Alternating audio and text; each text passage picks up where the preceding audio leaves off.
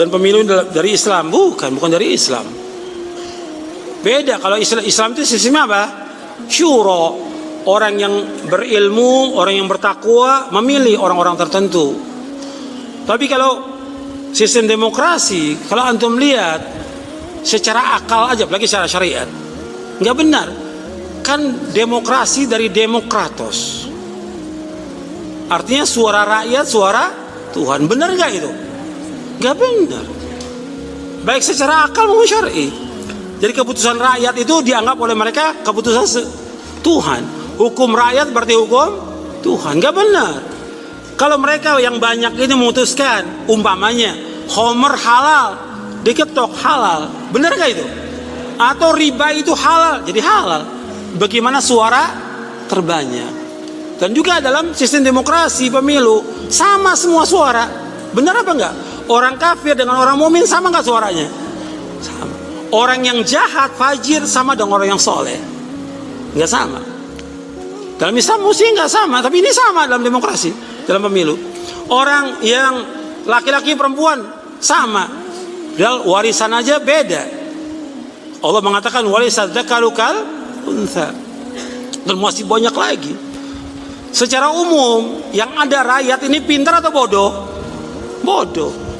Yang banyak ini manusia ini taat atau fasik? Allah mengatakan wa inna katsiran minan nasi la fasiqun. Sesungguhnya kebanyakan manusia fasik kepada Allah. Sekarang yang terbanyak yang fasik. Kalau pakai sistem demokrasi, yang menang yang mana? Yang banyak yang fasik. Rusak agama ini, rusak. Maka yang ada yang benar sistem syuro dalam Islam. Hanya orang-orang yang berilmu aja. Makanya ketika Umar bin Khattab radhiyallahu meninggal dunia, dia wasiat untuk 6 orang. Dipilih hanya 6 orang, 6 sahabat aja. Untuk pemimpin itu 6 sahabat yang bertakwa kepada Allah. Itu aja, nggak seperti sekarang. Yang ada ya kehancuran dalam masalah iman, dalam masalah tauhid. Sebab demokrasi syirkun akbar. Syirik yang paling besar demokrasi itu. Yang ada kehancuran masalah tauhid, kehancuran masalah iman, kehancuran dalam masalah juga politik, kehancuran masalah ekonomi. Habis. Kalau semua pakai sistem demokrasi pemilu, habis duit rakyat. Buat pilkada terus berapa miliar, berapa triliun yang habis.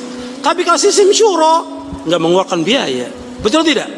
Sekarang rakyat ini perlu dana untuk makan mereka, untuk pekerjaan mereka, untuk segala macam. Sekarang udah banyak menyimpang. Kenapa? Nggak ngerti. Yang umat Islam ini nggak paham tentang agama ini. Maka harus belajar lagi dan belajar lagi. Kalau sistem udah ada sekarang bagaimana? Ya udah, yang penting kita dakwakan dakwah tauhid. Dakwah, yang penting kita belajar, menuntut ilmu, masyarakat. Itu tanggung jawabnya para pemimpin yang ada, pejabat yang ada, yang mereka berdosa dalam melaksanakan ini, yang tidak sesuai dengan syariat Islam. Ya, saya pikir cukup sampai sini kajian kita, karena sebentar lagi masuk waktu zuhur dan kita persiapan untuk sholat zuhur. Mudah-mudahan yang kita kaji bermanfaat, dan tolong antum baca bukunya, buku kitab tauhid ini antum baca, tamatkan. Tadi saya sebutkan berapa kali tamatkannya? 5 kali. Antum ingat tuh 5 kali, sehingga mudah-mudahan antum bisa paham. Dan setelah itu juga kalau antum nggak paham, tanya kepada ustadznya yang sudah belajar tauhid. Jangan tanya ustadz yang nggak belajar tauhid. Yang ustadznya udah baca 10 kali. Kalau antum baca 5 kali, ustadznya mesti berapa kali bacanya? 10 kali dia. Mesti lebih paham dari muridnya.